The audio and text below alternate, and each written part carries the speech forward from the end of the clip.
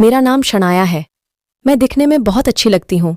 इस कहानी में मैं आपको बताऊंगी कि कैसे मैंने एक साथ 3 लड़कों को खुश किया और उन्होंने भी मेरे साथ खूब मजे लिए। मेरी अनुज से मुलाकात के बाद अब जय की बारी थी। जय मुझे अच्छा लगता था। मेरी उससे बात होती थी। वह बातचीत से उतना सीधा साधा तो नहीं लगता था जितना मैं समझती थी। अनुज अपने घर गया था। उसको 1 हफ्ते बाद वापस आना था। अनुज के जाने के 2 दिन बाद जय के कमरे की लाइट खराब हो गई थी। मैंने उस दिन जय को चाय पर बुलाया। वह आया और बैठ गया। हम दोनों ने चाय पीते हुए बातें की। रात होने को थी। जय कहने लगा, मैं अपने फ्रेंड के यहां चला जाता हूं, कल लाइट ठीक करा लूंगा। मैंने कहा, जय, यदि चाहो तो तुम यहीं सो सकते हो। मैं तुम्हारे साथ बेड शेयर कर सकती हूं। उसने झट से हां कर दी। जैसा कि मैंने बताया था कि जय एक कबड्डी प्लेयर था और काफी मस्त था। हम लोग खाना खाने लगे। मैंने उसके खाने में एक दवा मिला दी और उसे खाना खिला दिया। अब करीब 10 बजने को थे। हम दोनों बेड पर लेट गए और सोने लगे। मैं जानबूझकर उसी की तरफ पीठ करके करवट लेकर सो गई थी। मेरे बदन पर एक मैक्सी थी। करीब 1 घंटा बाद जय को बेचैनी होने लगी थी। मैं उसको दवाई के असर से तड़पता हुआ महसूस कर रही थी। मैंने उसके सामान को महसूस किया। मैं बेसुध होने का ड्रामा करती रही।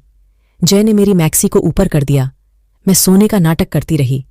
फिर उस दवा के नशे में वो पूरी रात मेरे साथ खूब खेला। मैं भी उसका साथ दे रही थी। मैं बहुत थक चुकी थी।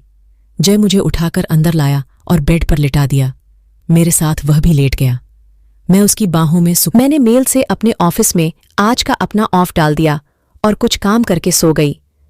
सारे दिन मैं सोती रही और रात को जब भूख लगी तब उठी और डिनर ऑर्डर करके खाना मंगवाकर खाया। अगले दिन मैं ऑफिस गई। जय के साथ मेरी कहानी इतनी ही है। अब तक ये दोनों मेरी मुट्ठी में आ चुके थे। अब बारी थी रोहन की, जो हाथ धोकर मेरे पीछे पड़ा भी था। उसे सेट करना मामूली सा काम था। रोहन शरीर से सबसे अच्छा था। वह एक जिम में ट्रेनर था। मैंने उसके कहने पर उसकी जिम ज्वाइन की। वह मुझे जिम में सिखाने लगा था। कुल 3 दिन जिम करने के बाद चौथे दिन मेरा पैर फिसल गया और मैं जिम में गिर पड़ी। उस दिन रोहन अपनी कार में मुझे घर लाया।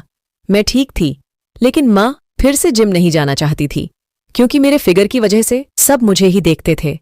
मैंने रोहन से कहा, कमर में दर्द है, मैं अब जिम नहीं जाऊंगी। वो मेरा अच्छा फ्रेंड बन चुका था। वह बोला, कमर के दर्द को मैं चुटकियों में ठीक कर दूंगा, लेकिन तुम जिम जाना बंद नहीं करोगी। मैंने कहा, मैं वहां नहीं जाऊंगी। उसने कहा, ओके, मैं कमर पर मालिश कर दूंगा, फिर तुम घर पर ही एक्सरसाइज करना। मैं तुम्हें यहीं सिखाने आ जाया करूंगा। इस तरह से वह मेरे घर आने लगा। मैं रोहन के साथ में मजे लेने की जुगत में थी। उस दिन मैंने अचानक दर्द होने का नाटक किया तो वह बोला, मालिश करने वाली लड़की तो कल आएगी। मैंने कहा, और आज मैं दर्द से मरी जा रही हूं, उसका क्या? वह बोला, तो मालिश मैं कर देता हूं, मुझे मसाज आयल दो। मैंने कहा, ओके, मसाज आयल उधर से ले लो। रोहन आयल लाकर बोला, तुम्हें उल्टा लेटना पड़ेगा। मैंने कहा, सॉरी रोहन। वह बोला, ठीक है, तो मसाज बाद में करा लेना। मैं बोली, अरे यार, दर्द तो अभी है, तुम मसाज कर दो। मैं बेड पर लेट गई। रोहन, मैं नहीं कर सकता, मेरी एक कमजोरी है। मैं बोली, क्या कमजोरी है? वह बोला, ये सब देखने से मुझे कुछ कुछ होने लगता है। मैं अपनी हंसी दबाती हुई बोली, यह सबके साथ होता है यार, मुझे दर्द हो रहा है, तुम मसाज करो यार। फिर रोहन ने तेल डाला और मालिश करने लगा। वह पहले कमर पर अपने हाथ फेर रहा था। मैं आराम से उसका हाथ महसूस कर रही थी। वह बोला, क्या हुआ?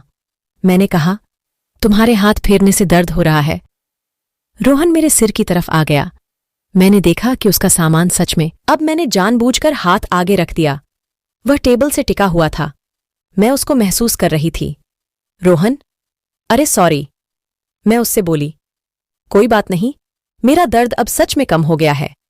फिर वह मेरे पास आया और मुझसे कहा, आई लव यू शनाया, तुम मुझे बहुत अच्छी लगती हो और तुम्हारा यह बदन मुझे बहुत अच्छा लगा है, प्लीज मना मत करना। ये कहते हुए रोहन मेरे साथ खेलने लगा। फिर हम दोनों ने एक दूसरे के खूब मजे लिए। दोस्तों, अगर आपको मेरी ये स्टोरी अच्छी लगी हो तो प्लीज कमेंट में जरूर बताएं और अपने दोस्तों को भी शेयर करें और इस चैनल को लाइक और सब्सक्राइब करना ना भूलें। मिलते हैं कल एक नई स्टोरी के साथ। तब तक आप अपना ख्याल रखना।